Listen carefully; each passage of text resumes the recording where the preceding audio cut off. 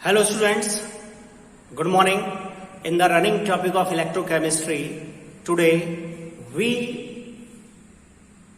will practicing some numerical problems on Nernst equation. लेकिन before this, I am again repeating the Nernst equation क्योंकि आपकी बार बार queries लगातार मेरे पास आ रही हैं कि नॉन स्टैंडर्ड इलेक्ट्रोड पोटेंशियल को कैलकुलेट करने के लिए सर आपने बताया था कि नर्स्ट इक्वेशन का प्रयोग करते हैं। नर्स्ट इक्वेशन हमें समझ नहीं आई है, तो ये जो अगेन लेक्चर है, क्योंकि हमने लास्ट में क्या किया था, स्टॉप किया था due to some official work. So मैं फिर से आपको नर्स्ट इक्वेशन समझाता हूं, उसके बाद उस नर्स्ट इक्वेशन के ऊपर ही आज हम जो न्यूमेरिकल प्रॉब्लम्स हैं इस टॉपिक के अंदर उनको स्टडी करेंगे। Okay, so let's see non standard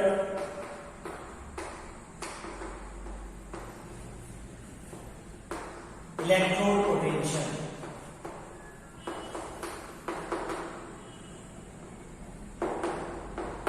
non standard electrode potential और उसका भी क्या कैलकुलेशन, हम कैसे कैलकुलेट करेंगे अगर क्या दी हुई है नॉन स्टैंडर्ड कंडीशन। देखिए स्टैंडर्ड कंडीशन हमने क्या ली थी, स्टैंडर्ड कंडीशन में हमारे पास था टेम्परेचर होना चाहिए आपका 298 केल्विन और 25 डिग्री सेल्सियस, कंसंट्रेशन होनी चाहिए 1 मोलर और प्रेशर होना चाहिए आपका 1 एटमॉस्फेरिक प्रेशर 1 atm। तो these are the standard condition. इसके लिए हमने क्या यूज किया, गैल्वेनिक सेल के अंदर क्या यूज किया हमने, इसके लिए इलेक्ट्रोकेमिकल सीरीज के थ्रू हमने इलेक्ट्रोड पोटेंशियल को कैलकुलेट करके देख लिया।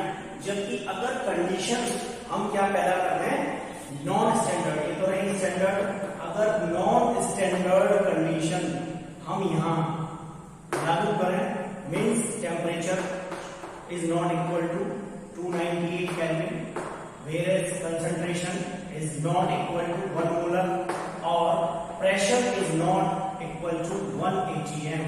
तो इसके लिए अगर हमारे पास क्या है, गैल्वेनिक सेल, मीन्स यहां क्या हो रहा होगा, या spontaneous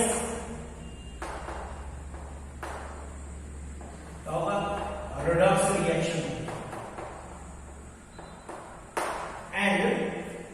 So, work done by the cell, cell के द्वारा यहाँ जो काम हो रहा है उसको अगर हम कैलकुलेट करें तो we know that W is equal to Q into V। Formula आता है हमारा W is equal to Q into V।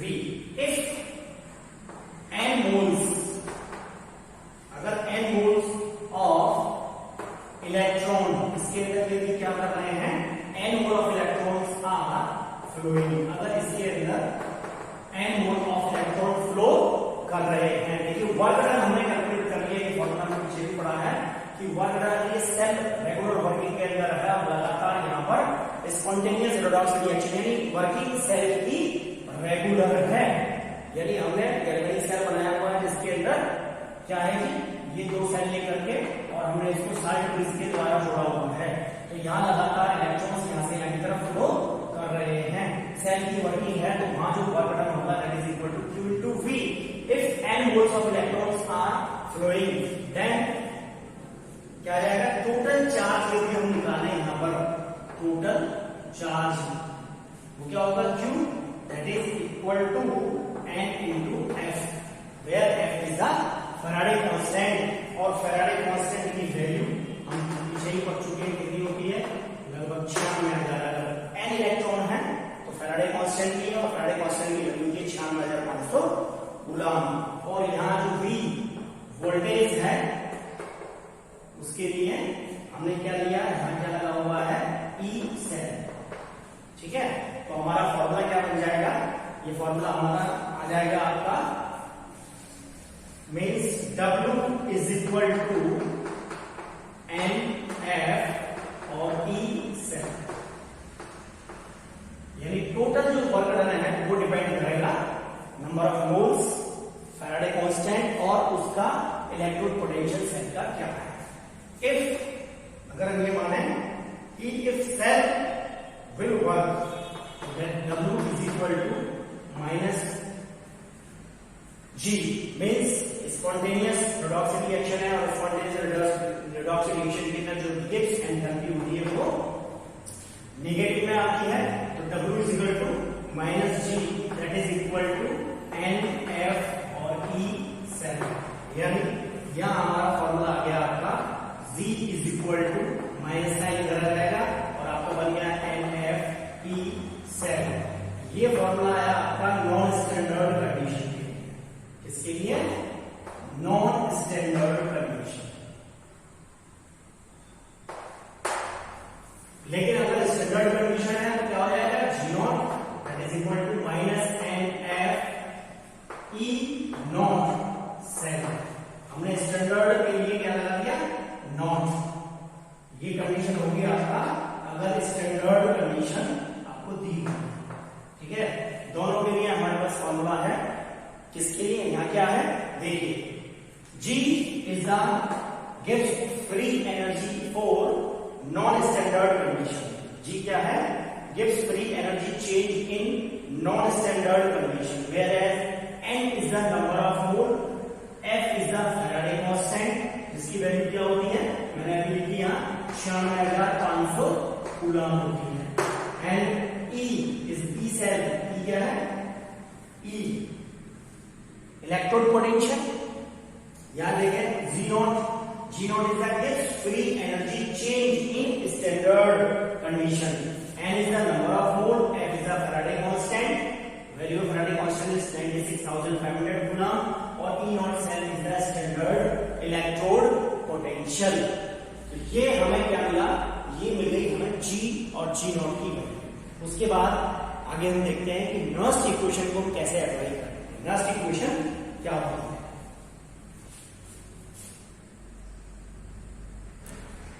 Let's see about the Nernst equation. The potential of N electrode, जो पोटेंशियल है, potential of N electrode depends on the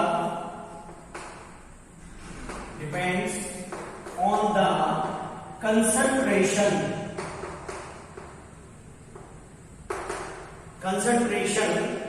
and heat on its ion solution. The equation showing the relationship between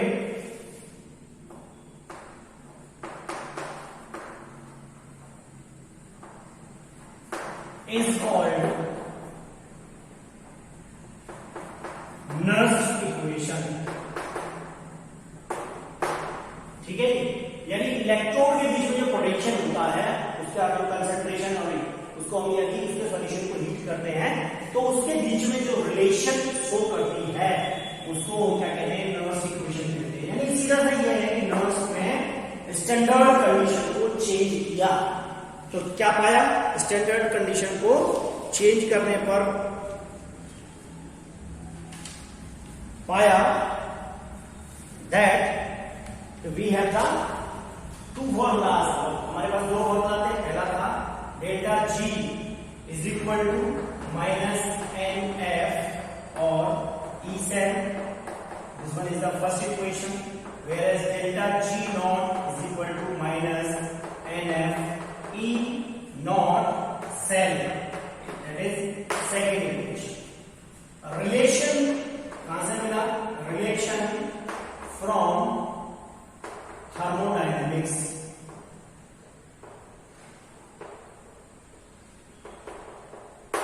क्या पाया जी हमने? That delta G क्या is equal to delta ji not plus R3 ln Q. Yeah, delta G is the Gibbs free energy for non-standard condition. Delta G naught is the Gibbs free energy in standard condition, where R is the gas constant जिसकी value होती है 8.314. ठीक है जी, joule per kelvin per मोल. और temperature that is 298 kelvin. Standard condition है, 298 kelvin temperature है. And ln is the natural log और Q is the reaction coefficient. अब हम यहाँ क्या कर रहे हैं, यहाँ वैल्यू पुट कर देते हैं. जो वैल्यू यहाँ हमें मिली हुई है, यहाँ जाएगा आपका डेल्टा जी की जगह NF E cell that is equal to minus NF E naught cell plus और ये आ गया आपका RT और ln Q. क्लियर? ये इक्वेशन हमें प्राप्त हो गई. हमने यहाँ जो वैल्यूज दी हुई थी वो हमने वैल्यू क्या की है, यहाँ पुट कर दी है. अब इस होल इक्वेशन को हम डिवाइड करेंगे. डिवाइड होल इक्वेशन किससे डिवाइड करना है, बाई माइनस NF. क्या आ जाएगा जी, इसको हम क्या देते हैं, थोड़ा सा कर देते हैं. डिवाइड करने पर आ जाएगा हमारा minus NF E cell is equal to minus NF E not cell plus RT और ln Q. इसको हम डिवाइड करते हैं माइनस NF के द्वारा. देखिए पूरा आ रहा है, नहीं आ रहा है. चलो थोड़ा चेंज कर देते हैं इधर को. आगे डिवाइड करते हैं इसको माइनस NF से. यह आ गया आपका minus NF divide by minus NF और डिवाइड बाई माइनस NF. देखेंगे यहाँ माइनस से माइनस कैंसिल, n से n कैंसिल, f से f कैंसिल. ऐसे सिमिलरली माइनस से माइनस कैंसिल, n से n कैंसिल और f से f कैंसिल हो गया. बचा क्या हमारे पास, बचा कि E cell is equal to E not cell और plus minus minus RT ln Q upon NF. ये रिलेशन आ गया जी इसके द्वारा. ये है आपका नोस्ट इक्वेशन. अब देखिए इसके अंदर यदि हम वैल्यू पुट कर रहे हैं, ठीक है जी, यहां अगर हम यहाँ चीजों को देखें, बताया आपको, तो E सेल बता दिया हमने, इलेक्ट्रोड पोटेंशियल है, अगर सेल का कैलकुलेट करना है. जबकि ये क्या है, E not cell is the standard electrode potential for the cell. अब देखिए R is the gas constant जिसकी वैल्यू है 8.314 joule per kelvin per mole. ln natural log, Q is the reaction coefficient और n is the number of mole, whereas F is the Faraday constant जिसकी value होती है 96,500. यहाँ हम value को put कर रहे हैं. यदि हम यहाँ पहले देखते हैं टेम्परेचर को पुट कर रहे हैं कितना, 98 केल्विन. R की वैल्यू पुट कर रहे हैं आपका 8.314 जूल पर केल्विन पर मोल. और ये जो ln है दैट इज ln, ये बराबर है आपका नेचुरल लॉग E के. और ये अगर हम इसको लॉग बेस 10 की टर्म्स में, लॉग बेस E अगर नेचुरल लॉग को, देखो यहाँ बायो वाले स्टूडेंट्स अच्छे से समझ रहे हैं. ये क्या है, मैथ वाले जो जानते हैं लॉग के बारे में, लॉग ये है ln है नेचुरल लॉग, जिसको हम लॉग बेस E भी कहते हैं. और log बेस E को यदि हम log बेस 10 के टर्म्स में लेंगे तो यहाँ वैल्यू पुट करेंगे 2.303 log और बेस 10. ये बात आपका ध्यान रखनी है, बिठाएं अपने दिमाग में कि ये क्या है, नेचुरल लॉग है. नेचुरल लॉग को इस तरीके से लिखा जाता है, नेचुरल लॉग ln, और ये हो गया log E या log बेस E. यहाँ बेस क्या है 2.303. ये किसके इक्वल होता है, 2.303 log बेस 10 के इक्वल होता है. ठीक है. अब इन वैल्यूज को यदि हम पुट करें, मैं इधर का आपको रफ कर रहा हूं. अगर हम इन वैल्यूज को पुट करें तो हमारे पास क्या वैल्यू आती है, यहाँ वैल्यू को पुट करना है तो आपका आ जाएगा E cell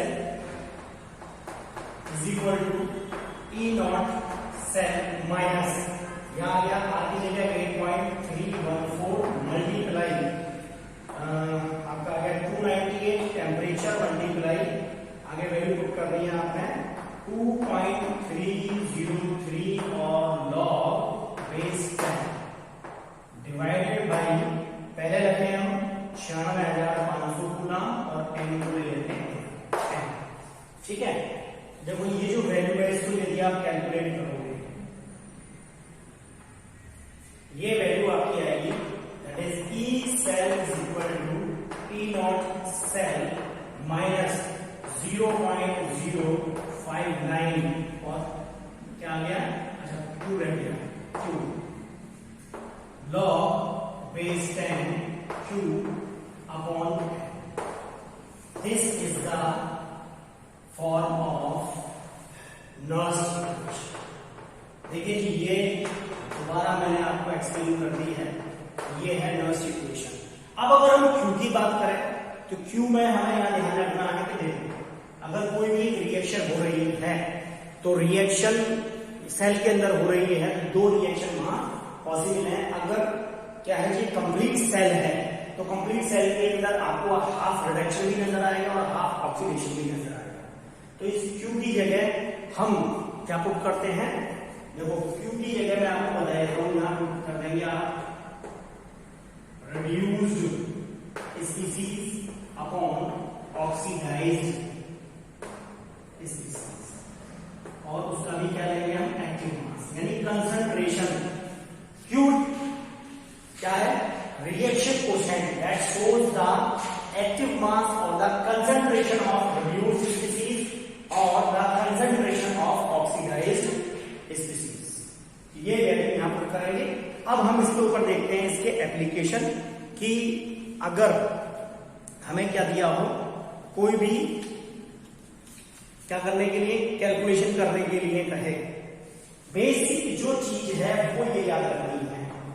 E cell is equal to E naught cell, तो फिर मैं बताता हूं ई सेल किसका निकाल रहे हैं हम, जिसलिए हाफ सेल का हमें इलेक्ट्रोड पोटेंशियल कैलकुलेट करना है। ये हो गया आपका स्टैंडर्ड इलेक्ट्रोड पोटेंशियल जिसको हम इलेक्ट्रोकेमिकल सीरीज से उठा लेंगे और इसमें you don't worry about that electrode potential क्या होता है क्वेश्चन के अंदर दिया होता है, स्टैंडर्ड इलेक्ट्रोड पोटेंशियल आपको दिया होता है। अभी मैं आपको प्रॉब्लम भी करके दिखाता हूं, that is 0.059 log base 10 q upon 10। ये बेसिक इक्वेशन पर इस इक्वेशन को अपने दिमाग में सेट करके रखें। हम सबसे पहले देखते हैं इसके एप्लीकेशन, यानी नर्स्ट इक्वेशन। अगर आपको कोई भी एक हाफ सेल दिया हुआ है तो हम उस हाफ सेल के लिए इस नर्स्ट इक्वेशन को अप्लाई करके हम ई सेल कैसे कैलकुलेट करेंगे, देखते हैं हाफ सेल के लिए। पहला एप्लीकेशन है, first application of the Nernst equation. इसके लिए हाफ सेल के लिए हम पहले देख रहे हैं। Suppose that we have a half cell, यहां दिया हुआ है आपका m प्लस और यह गया आपका m और ये सॉलिड में है, ठीक है। ये electron n electron n to the power n plus n और ये हो गया सॉलिड, ठीक है। इसके लिए क्या दिया हुआ है electrode potential, electrode standard electrode potential for m plus n और m और s that is equal to x volt plus x volt दिया है, ठीक है। और बोल रहा है कि इसकी जो कंसंट्रेशन है, कंसंट्रेशन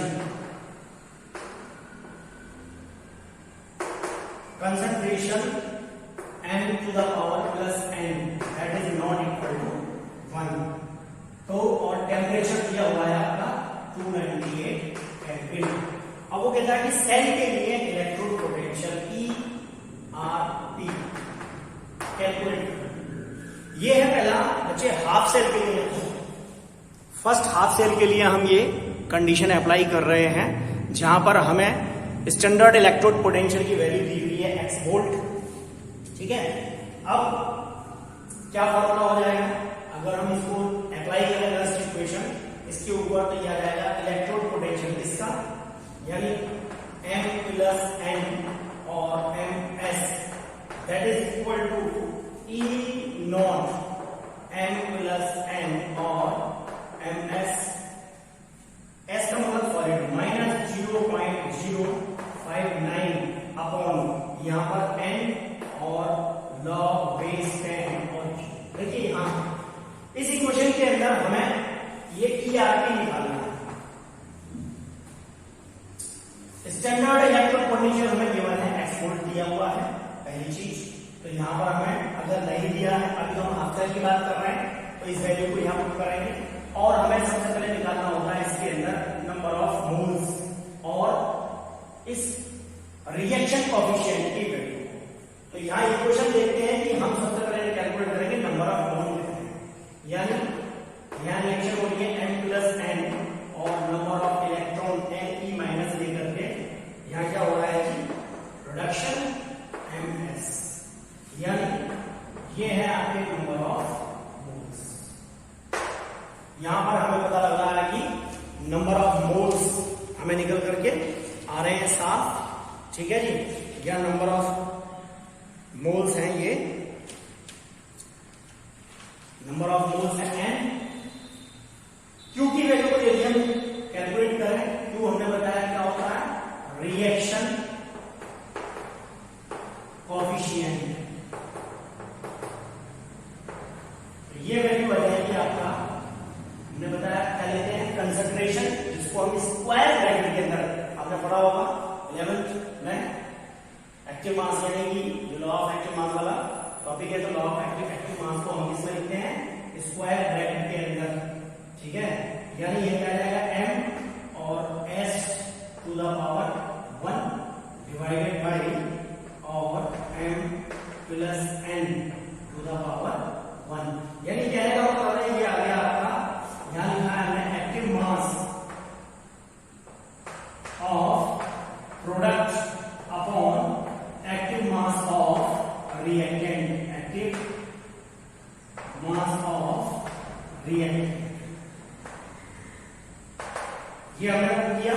अब ये वैल्यू क्या आ जाएगी, ये जो active mass of product MS1 है उसकी वैल्यू ध्यान रखना, वो क्या होती है, वो होती है दैट इज इक्वल टू 1। तो यहाँ Q की वैल्यू आ जाएगी आपकी 1 अपॉन, और इसी कंसंट्रेशन दी हुई है C1, ठीक है जी। एक्टिव मास ऑफ प्रोडक्ट की वैल्यू क्या होगी 1, और ये आ जाएगा आपका C1। इन सबको हम उठा करके कहां पुट कर देते हैं, इस नस्ट इक्वेशन के अंदर पुट कर, ठीक है। तो हमारा जो फॉर्मूला आएगा इसके लिए वो क्या होगा, ये फॉर्मूला बनेगा आपका, यानी electrode potential m plus n और ms इज इक्वल टू, यहां जाएगा आपका x को भी, यहां में x वोल्ट गिवन है, -0.059 अपॉन n और log बेस 10 1 अपॉन c। ये फॉर्मूला बन जाएगा। इस फॉर्मूले के द्वारा हम हाफ सेल के लिए क्या कैलकुलेट कर सकते हैं, ERP की वैल्यू कैलकुलेट कर सकते हैं, ओके। उसके बाद देखो एक एग्जांपल मैं आपको यहां इसका लेकर के दिखाता हूं कि हम इसको कैसे सॉल्व कर सकते हैं। Last equation for the half cell, एक हाफ सेल ले लेते हैं हम, चाहे वो जिंक का लें या कॉपर का लें, तो उसकी वैल्यू कितनी निकल करके आएगी। ये तो रहा एक कि किसी भी एक कोई भी एक हाफ सेल आपको दिया हुआ है, हम नस्ट इक्वेशन के द्वारा ERP की वैल्यू कैसे कैलकुलेट करेंगे। अब एक हाफ सेल ले लेते हैं, यानी इसका एक तरीके से एग्जाम्पल क्या दिया हुआ है जी, E नॉट यानी स्टैंडर्ड इलेक्ट्रोड पोटेंशियल, इसके लिए कॉपर के लिए ये वैल्यू दी हुई है आपकी 0.34 वोल्ट, ठीक है। यह टेम्परेचर दिया हुआ है 298 केल्विन, और इसका जो कंसंट्रेशन है that is Cu+2 is given 0.01 m, और इसके लिए बोल रहा है वो कि आप सेल का ERP कैलकुलेट, फटाफट से वैल्यू को पुट करना है। यहां पर हम क्या लगाएंगे, नस्ट इक्वेशन अप्लाई करेंगे, E Cu+2 Cu, ये सॉलिड आ गया, इज इक्वल टू यह आ गया आपका E0 Cu+2 Cu 0.059 upon n और log बेस 10। इस फॉर्मूले के अंदर हमें वैल्यू पुट करनी है। ये फॉर्मूला आ जाएगा आपका PCU plus 2 to CU is equal to 0.34। देखो यहां हमने ये इसकी वैल्यू हमें दी है 0.34। नंबर ऑफ मोल हमें कैलकुलेट करने कितने आएंगे, तो यहां देख लीजिए। देखो ये साथ दिए हुए हैं कि ये नहीं एन मोल है, नंबर ऑफ मोल्स दिए हुए हैं यहाँ 2, यानी n बराबर आ गया आपका 2 और Q की वैल्यू हम कैलकुलेट करें तो क्या आती है एक्टिव मास ऑफ प्रोडक्ट। क्या प्रोडक्ट मिलेगा हमें, कॉपर मिलेगा। ठीक है जी, देखो यहां दिख रहा है ये कॉपर मिल रहा है, इस हाफ सेल में कॉपर मिल रहा है, Cu प्लस 2 से कॉपर मिल रहा है, तो copper two the power 1 upon active mass Cu plus two the power 1, यानी यहाँ Q की वैल्यू कंसंट्रेशन है, इसकी वैल्यू ये हो गया आपका प्रोडक्ट, इसकी वैल्यू हमने क्या बताया होगी 1 और डिवाइडेड बाई यहाँ दिया हुआ है आपका 0.01, पॉइंट से हटा करके 0 बोल है तो कितना आ जाएगा 100। जो वैल्यू आ गई आपकी 100। अब इन सबको जो वैल्यू आई है इस इक्वेशन के अंदर पुट कर देते हैं तो आ जाएगा CU plus 2 CU is equal to 0.34 minus 0.059 divided by 2 multiply क्या आ जाएगा लॉग, ये पहले ही था ना लॉग बेस 10 और ये आ गया 100 और आपको पता है कि लॉग बेस 10 100 ये इसको अगर हम एक्सपोनेंट में तो हो जाएगा लॉग बेस 10 और 10 टू द पावर 2। एक्सपोनेंट के अंदर अगर 100 को चेंज करें तो ये हो जाएगा log base 10 10 to the power 2 और ये फॉर्मूला है भाई लॉग का कि अगर log base a to the power b दिया हुआ है तो क्या होता है b के बराबर होता है, यानी यहाँ क्या वैल्यू बन जाएगी 2। अब इस लॉग 10 और 100 की वैल्यू को रख देते हैं 0.34 माइनस 0.059 डिवाइडेड बाई 2 मल्टीप्लाई 2 से 2 कैंसिल, इसको आप माइनस करेंगे तो वैल्यू आएगी आपकी 0.28। यानी इस हाफ सेल के लिए हमें जो वैल्यू मिलेगी वो मिलेगी 0.28 वोल्ट। क्लियर। तो देखो ये एक एप्लीकेशन रहा, ये रहा हाफ सेल के लिए। नेक्स्ट लेक्चर के अंदर हम डिस्कस करेंगे, यानी यहां पर नस्ट इक्वेशन के द्वारा ही there are so many applications. Nernst ये रहा हाफ सेल के लिए। नेक्स्ट लेक्चर में हम डिस्कस करेंगे अगर हमें फुल सेल दिया हुआ है तो हम ERP की वैल्यू को कैसे कैलकुलेट कर सकते हैं। और आपकी बुक के अंदर भी इससे रिलेटेड न्यूमेरिकल प्रॉब्लम्स दी हुई हैं, तो आप उनके साथ के साथ प्रैक्टिस करके देखें। अगर आपको कोई डाउट आता है तो जैसी क्वेरी आपने नस्ट इक्वेशन की मेरे को भेजी थी ऐसे ही आप उसको भी सेंड कर सकते हैं। Okay, so students have a nice day, thank you very much.